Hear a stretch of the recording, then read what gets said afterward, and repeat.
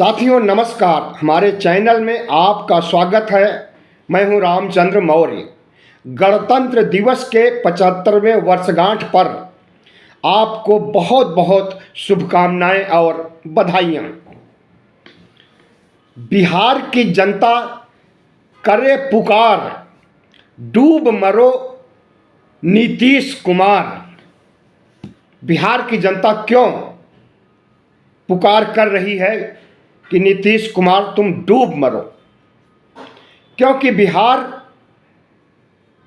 की राजनीति को सड़ांध कर दिया है, बदबूदार कर दिया है नीतीश कुमार ने। कभी इस खेमे में, कभी उस खेमे में, कभी इस गठबंधन में, कभी उस गठबंधन में। पलटू राम की छवि अब छोटी पड़ गई है। अब इनके लिए कोई और नाम ईजाद किया जाना चाहिए। परसों यानी 28 जनवरी को भारतीय जनता पार्टी के समर्थन से सरकार बनाने जा रहे हैं। फिर से 9वीं बार मुख्यमंत्री बनने जा रहे हैं नीतीश कुमार। 2 अगस्त 2022 में जिस भारतीय जनता पार्टी को तिलांजलि दे करके आए थे और कहा था कि मैं मर जाऊंगा लेकिन बीजेपी और एनडीए में नहीं जाऊंगा, आज उसी बीजेपी और एनडीए में फिर से शामिल हो रहे हैं। तो ऐसे व्यक्ति को क्या कहा जाए जो प्रधानमंत्री नरेंद्र मोदी और गृह मंत्री अमित शाह से बैर रखने के बाद फिर से दोस्ती के हाथ मिला लिया है।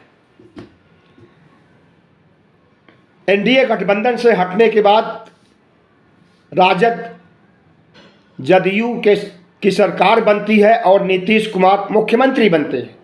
तेजस्वी को उप मुख्यमंत्री बनाया जाता है और उसके बाद मोदी सरकार को उखाड़ फेंकने के लिए उपक्रम किया जाता है। मोदी सरकार को घेरने के लिए ओबीसी कार्ड खेला जाता है। ओबीसी की जनगणना कराई जाती है, जनगणना की रिपोर्ट पेश की जाती है और ओबीसी को उनका हक अधिकार देने की बात कही जाती है बड़े जोर शोर से। और जब बिहार में ओबीसी जनगणना की रिपोर्ट जारी हुई तो हड़कंप मच गया था, पटना से लेकर के दिल्ली तक। उसके बाद जून 2023 में जब नीतीश कुमार ने इंडिया गठबंधन खड़ा करने के लिए तमाम पार्टियों से, छत्रपों से मुलाकात करते हैं और उन्हें एक मंच पर लाते हैं, इंडिया गठबंधन खड़ा करते हैं, तब तक लगा कि ईमानदारी से प्रधानमंत्री नरेंद्र मोदी के खिलाफ नीतीश कुमार काम कर रहे हैं और इंडिया गठबंधन बना करके मोदी को शिकस्त दे सकते हैं। 4 बैठकें हुई, लेकिन इन्होंने अपनी इच्छा के मुताबिक पद और प्रधानमंत्री पद का चेहरा नहीं बनाए जाने से उसी इंडिया से के खिलाफ हो गए, उसी इंडिया के खलनायक हो गए जिस इंडिया गठबंधन को इन्होंने खड़ा किया था। प्रधानमंत्री नरेंद्र मोदी और शाह गृह मंत्री तो चाल चलते हैं और अपना सियासी फायदा देखते हैं। और जिस तरह से भारतीय जनता पार्टी ने भी कहा था कि नीतीश कुमार के लिए सारे दरवाजे बंद हो चुके हैं, आज वो दरवाजे फिर से खुल गए हैं। न तो बीजेपी की कथनी करनी में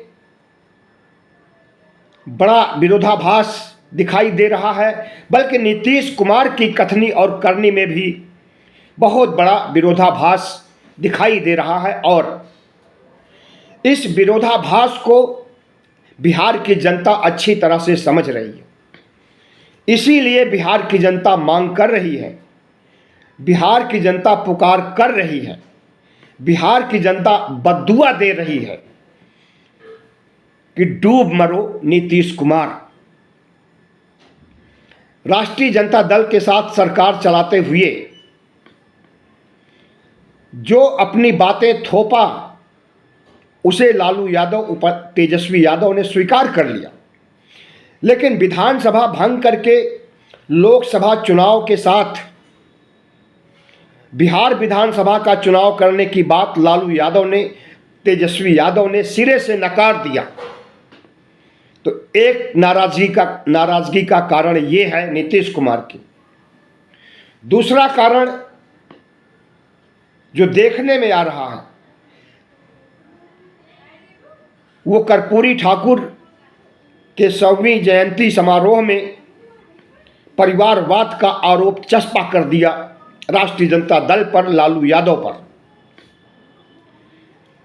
यही दो मुख्य कारण है। और तीसरा कारण कि इंडिया गठबंधन को खत्म करने के लिए मोदी की हिदायत का पालन करना।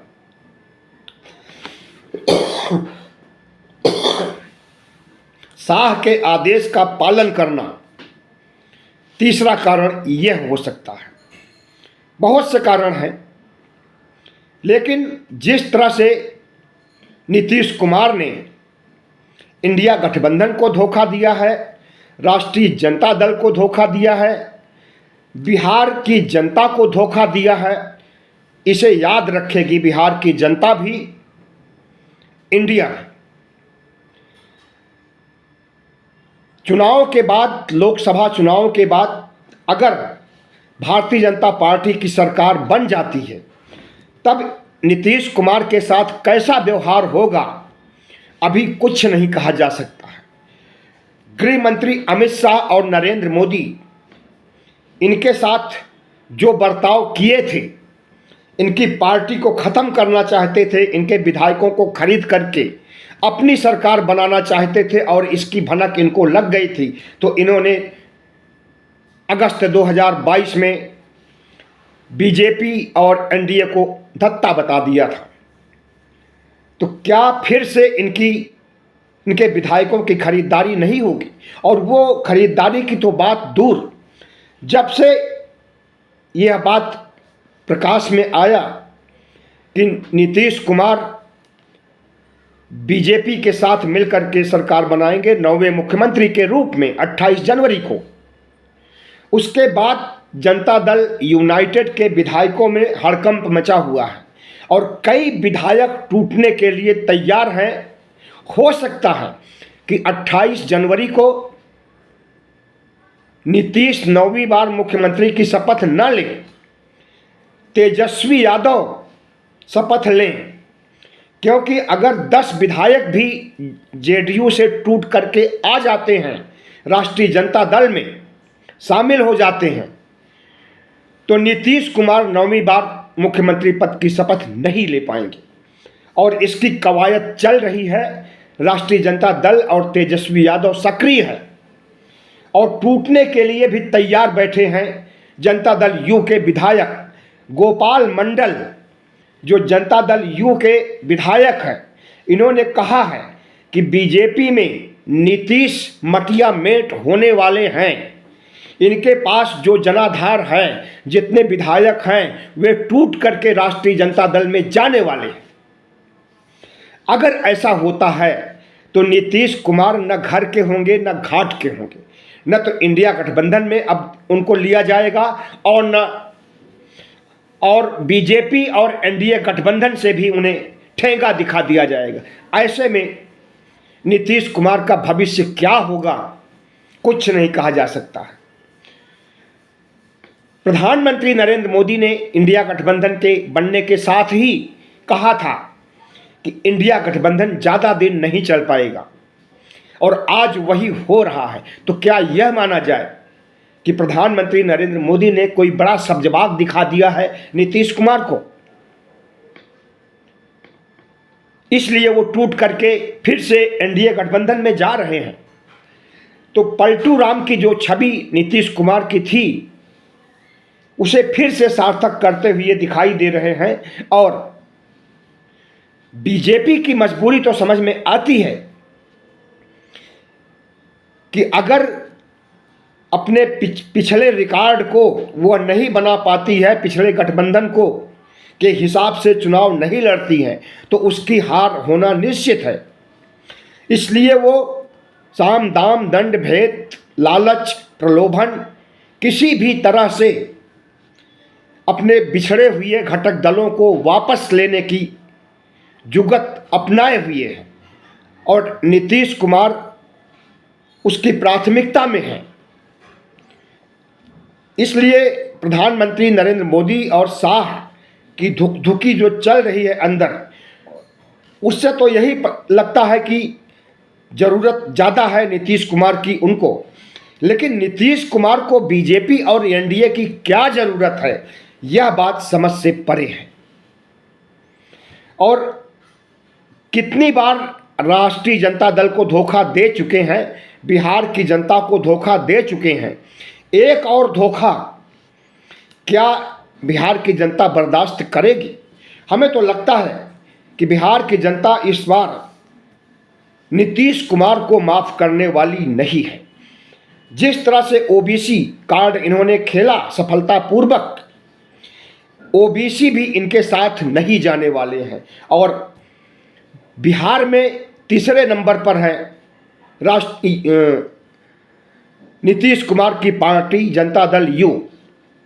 पहले नंबर पर राष्ट्रीय जनता दल है, दूसरे नंबर पर भारतीय जनता पार्टी है और तीसरे नंबर जदयू है। लेकिन नौवीं बार ये शपथ लेने जा रहे हैं, तो लाजवाब तिकड़मबाज नीतीश कुमार अपने को मानते हैं। लेकिन वह तिकड़मबाजी अब नहीं काम आएगी, क्योंकि लालू यादव, तेजस्वी यादव भी अच्छी तरह से समझ चुके हैं कि नीतीश कुमार क्या है, कब पलटी मारी जाए। और बहुत पहले ही लालू यादव ने इनके बारे में कहा था कि नीतीश कुमार के पेट में दांत है। छुपे रुस्तम कहा जा सकता है दूसरी भाषा में, दूसरे शब्दों में। मनोज झा जो राष्ट्रीय जनता दल के सांसद हैं, उन्होंने कहा है, इंसान होते हुए इंसान का ये हश्र देखा नहीं जाता। नीतीश कुमार के बारे में उनकी टिप्पणी है। इस तरह से राष्ट्रीय जनता दल कोशिश कर रहा है कि नीतीश कुमार की सियासी जमीन को छीन लिया जाए, और हो सकता है कि इसमें कामयाबी भी मिल जाए। गोदी मीडिया कांग्रेस और इंडिया को दोषी ठहरा रहा है कि इंडिया और कांग्रेस की वजह से नीतीश कुमार एनडीए में जाने के लिए तैयार हुए हैं, क्योंकि उन्हें इंडिया का संयोजक नहीं बनाया गया, क्योंकि उन्हें प्रधानमंत्री पद का चेहरा नहीं बनाया गया। इंडिया गठबंधन ने संयोजक बनाने का प्रस्ताव रखा था, लेकिन ये प्रस्ताव नीतीश कुमार ने ही ठुकरा दिया था। मल्लिकार्जुन खड़गे को अध्यक्ष बनाने की बात हुई थी, और अभी ऑफिशियली उन्हें भी अध्यक्ष नहीं बनाया गया है। तो यह कहना गलत है कि संयोजक बनाने की बात इंडिया गठबंधन और कांग्रेस ने नहीं मानी थी। और जहां तक प्रधानमंत्री पद का चेहरा है, तो कितनी सीटें लेकर के जनता दल यू आने वाला है? कितनी सीटें हैं बिहार में? कुल 40 सीटें हैं। और गठबंधन सरकार गठबंधन के मुताबिक 17 सीटों पर राजी हुए थे राष्ट्रीय जनता दल और जदयू। बाकी सीटें कांग्रेस और कम्युनिस्टों को दी गई थी। तो 17 सीटें मान लीजिए 17 जीत जाते हैं नीतीश कुमार, तो 17 एमपी लेकर के प्रधानमंत्री बनेंगे। तो ये उनकी लालच और उनका प्रलोभन समझने की बात है बिहार की जनता को, देश की जनता को, खास करके ओबीसी एससी एसटी के मतदाताओं को, कि नीतीश कुमार तिकड़म से प्रधानमंत्री बनना चाहते थे, लेकिन वह तिकड़म जब फ्लॉप हो गया तो वो गठबंधन को ही छोड़ दिए। पिछड़ों के समर्थक थे नीतीश कुमार, इसलिए उन्हें कुछ वोट मिल जाते थे। लेकिन प्रधानमंत्री नरेंद्र मोदी पिछड़ों के हितैषी बनते हैं, लेकिन पिछड़ों के घोर विरोधी हैं और उन्हीं के साथ फिर जाकर के मिल गए हैं। तो इनका जो पिछड़ों का आधार था, जो ओबीसी जनगणना कराने पर इन्हें पिछड़ों के वोट मिलने वाले थे, वो वोट अब नहीं मिलेंगे। और प्रधानमंत्री नरेंद्र मोदी को तो पूरा देश समझ लिया है कि कथनी और करनी में कितना बड़ा अंतर है, कितना बड़ा जुमलेबाज, कितना बड़ा झूठा और कितना बड़ा देशद्रोही प्रधानमंत्री हमें मिला हुआ है 2019 से, जो देश को ही बेच दिया है, संविधान को खतरे में डाल दिया है, लोकतंत्र को खतरे में डाल दिया है।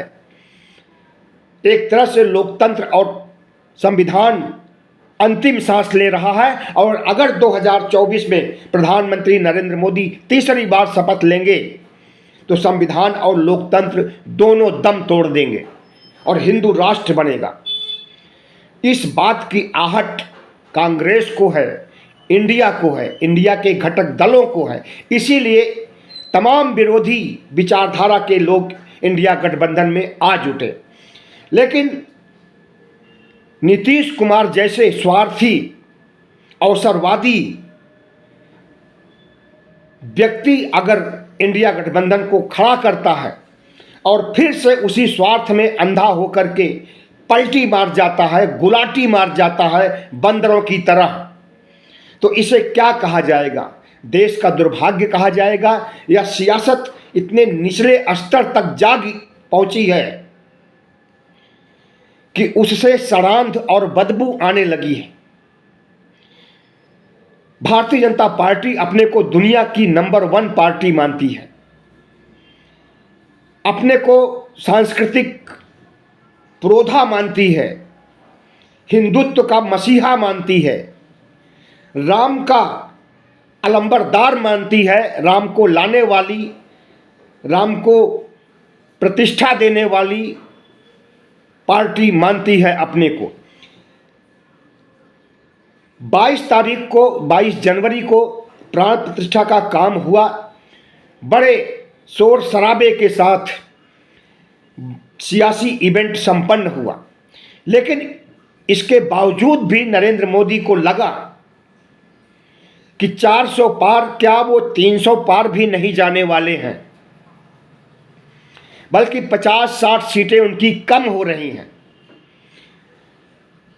उनका अंदरूनी सर्वे उन्हें बताया कि 60 सीटें कम हो रही हैं और अगर 60 सीटें कम हो जाएंगी तो भारतीय जनता पार्टी सत्ता से कोसों दूर चली जाएगी।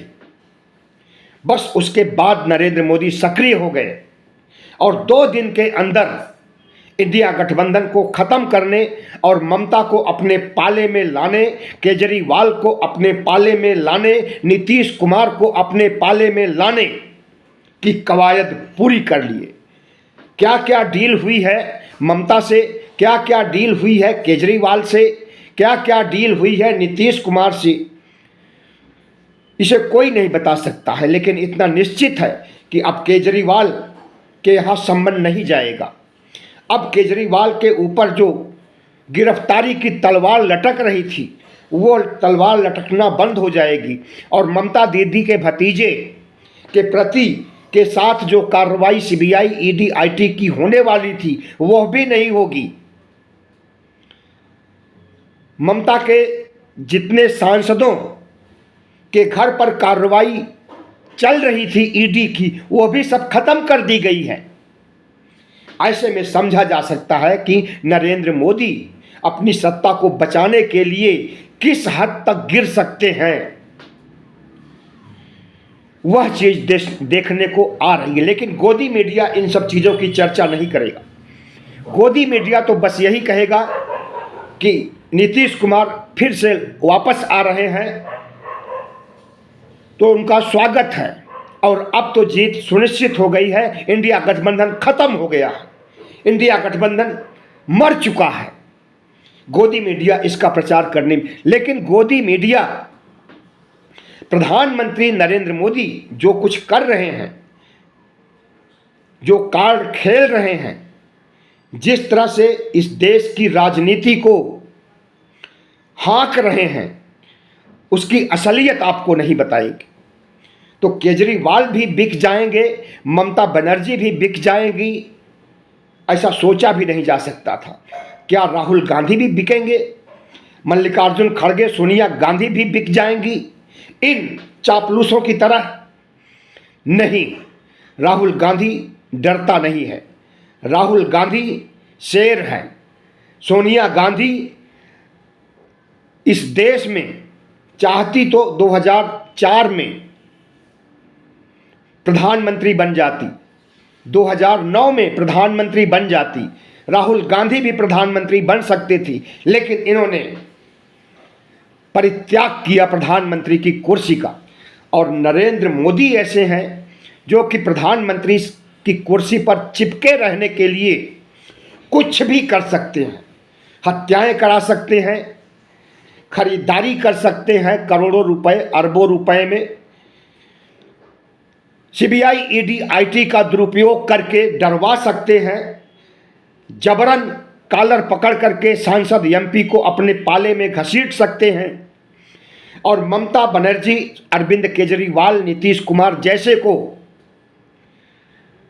कठपुतली की तरह नचा सकते हैं। तो जो कुछ देखने को मिल रहा है 2024 के चुनाव के पहले, यह तो एक ट्रेलर है, असली पिक्चर तो अभी बाकी है।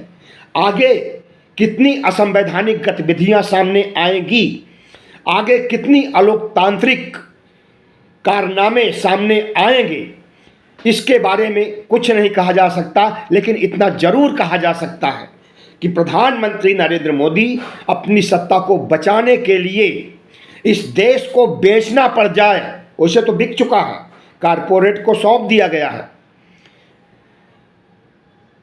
तो कोई भी देशद्रोही काम भी कर सकते हैं। और जो कुछ चल रहा है, इससे ओबीसी, एससी, एसटी समाज को सबक लेना चाहिए, सीखना चाहिए, आंखें खुली रखनी चाहिए, कान खुले रखने चाहिए कि देश को किस दिशा में प्रधानमंत्री ले जा रहे हैं। अगर ममता बनर्जी, अरविंद केजरीवाल और नीतीश कुमार जैसे लोगों को इंडिया गठबंधन से अपने पाले में ला करके चुनाव जीतना चाहते हैं नरेंद्र मोदी, तो क्या नरेंद्र मोदी के मंसूबों को कामयाब होने दीजिएगा ओबीसी, एससी, एसटी के लोगों? याद रहे, अगर वो कामयाब हो जाएगा तो न संविधान रहेगा, न लोकतंत्र रहेगा। यह बात हम नहीं कह रहे हैं। मल्लिकार्जुन खड़गे ने कुछ समय पहले कहा था कि 2024 में अगर भारतीय जनता पार्टी जीतेगी तो निश्चित रूप से संविधान खत्म कर दिया जाएगा। प्रधानमंत्री कार्यालय से आवाज उठी है संविधान को खत्म करने के लिए। इनके सलाहकार ने कहा है संविधान को खत्म करने के लिए कि संविधान आउट ऑफ डेट हो चुका है, संविधान की प्रासंगिकता खत्म हो चुकी है। उसका नाम विवेक ओबराय है, देबोराय, बंगाली है, विवेक देबोराय। मिंट अखबार में 15 अगस्त 2023 को लेख लिखता है संविधान के खिलाफ, उसके खिलाफ कोई कार्रवाई नहीं हुई। और जिस तरह से प्रधानमंत्री नरेंद्र मोदी नए संसद भवन में सिंगोल को महिमा मंडित कर रहे थे, उसका मतलब कि राजतंत्र को महिमा मंडित कर रहे थे, और वही राजतंत्र लाने की तैयारी है। अगर 2024 में नरेंद्र मोदी जीत जाएंगे तो राजतंत्र आएगा, प्रजातंत्र खत्म होगा, संविधान की जगह मनुस्मृति आ जाएगी और हिंदू राष्ट्र बन जाएगा। अगर हिंदू राष्ट्र के दंश से बचना चाहते हो ओबीसी, एससी, एसटी के लोगों, तो एक आंदोलन छेड़ दीजिए संविधान बचाने के लिए, लोकतंत्र बचाने के लिए, नरेंद्र मोदी को हराने के लिए। अगर हिंदू राष्ट्र बन गया तो ओबीसी, एससी, एसटी की खैर नहीं, फिर से 4000 साल की गुलामी की ओर झोंक दिए जाओगे, मनुस्मृति युग में ले जाए जाओगे, जहां आगे हाड़ी होगी, पीछे झाड़ू होगा, अस्पृश्यता का दंश झेलोगे। बाबा साहब डॉक्टर भीमराव अंबेडकर के अरमानों पर पानी फिर जाएगा। बहुत बहुत धन्यवाद। हमारे चैनल को सब्सक्राइब कीजिएगा, लाइक कीजिएगा और शेयर कीजिएगा।